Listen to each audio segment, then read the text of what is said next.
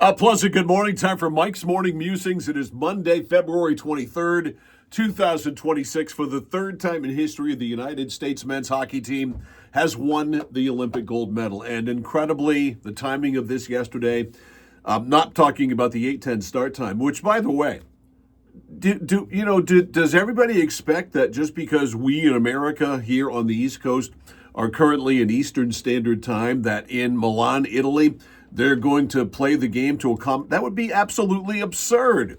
I loved watching hockey at 8 o'clock in the morning yesterday, but the timing of this yesterday, 46 years to the day that the 1980 U.S. men's Olympic hockey team struck gold, beating Finland, of course, in the gold medal game after vanquishing the Soviet Union, the greatest hockey team in the world. How many times did you watch that Herb Brooks video yesterday, either by your own doing or somebody posting it on Twitter, X, Facebook, whatever the case may be? It was a glorious day, and Jack Hughes provided a glorious ending to this hockey game. What a great story the Hughes family is. He and his brother Quinn, of course. They've got another younger brother who was drafted, I also believe, by the Devils last year. Their mom was a star at the University of New Hampshire. Their father was a star at Providence College. It was Joe Carr, the former voice of the University of Maine Black Bears, who pointed that out to me yesterday, that Joe now or did work at Providence after leaving Maine. So the Hughes family, an incredible story, and Jack Hughes scores the game winner. You knew that this was not going to last long. Look, the 3-on-3 in overtime never does. Now, the Canadian coach, John Cooper, was whining about the format and 3-on-3, yada, yada, yada, and all that stuff. Well, both teams had to play by the same format, so I really don't care to hear that. The 3-on-3 format, though, is a terrible way to decide a gold medal or a championship of any kind. You should play 5-on-5 hockey until somebody scores the game-winning goal. That said, the format was what the format was, and Jack Hughes scored on that bust-out. The Americans had basically a 3-on-1 and a beautiful setup. And how about the play of goaltender Connor Hellebuyck? I mean, he was... Yeah, you can say he stood on his head. He stopped 41 of 42 shots as the Americans were outshot in this one 42-28. Now, there's no question that in my mind anyway, that the roster the Canadians had is better than the Americans. But not only did we win gold, but we won it with Connor McDavid, Cale Makar, and Nathan MacKinnon all on the ice. Those were the three Canadians who are on the ice. Now, McDavid is widely recognized, and I agree with it. He's the best player in the world. Makar is a multiple-time Norris Trophy winner, and MacKinnon is a former MVP. So we beat them with their three best players on the ice. And the roster for the Canadians was better, except in goal. Now, I know as Bruins fans, we despise Jordan Binnington, so seeing him lose yesterday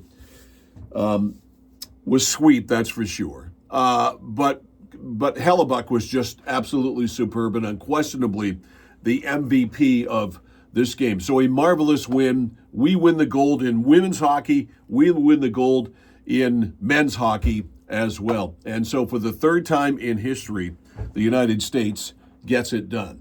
Now, it seems like a long time ago now, because sitting through this hockey game yesterday in the morning and just having to wait for it was very anticlimactic. But I want to go back to Friday night when the Lawrence Bulldogs punched their ticket for the state championship game in Class B North, beating Gardner 65-53.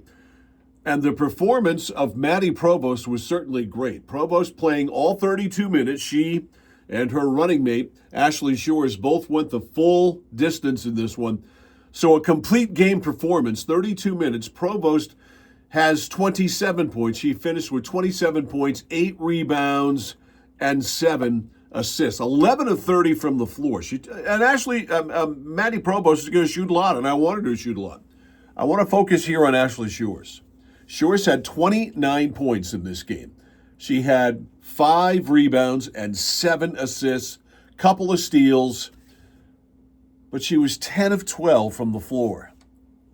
10 of 12 for that 29 points, 7 of 9 from the line. Lawrence hit their free throws. They were 17 of 23 from the line. But Ashley Shores was automatic in this game.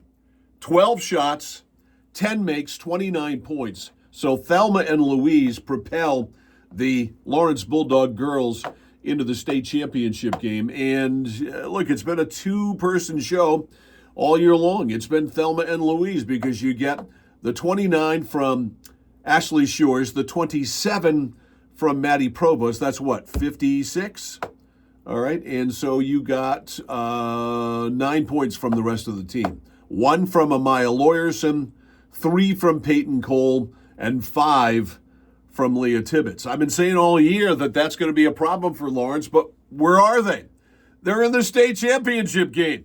Greg Chesley, I got to give it up to Coach Chesley. His team played some superb defense. When you hold the Gardner Tigers to 53 points with all of the depth that they have, you are playing some jailhouse rock'em sock'em defense. So the Lawrence Bulldogs ready to go up against Oceanside. Olivia Breen versus Maddie Provost and Ashley Shores should be a fun game. That's coming up on Friday night. That's the Musings for this morning. Lots going on. We did focus on the gold. And then the Gold Dust Twins. Remember, if you're old enough, remember the Gold Dust Twins, Fred Lynn and Jim Rice, 1975. I guess we could call Ashley Shores and Maddie Provost that too, along with Thelma and Louise.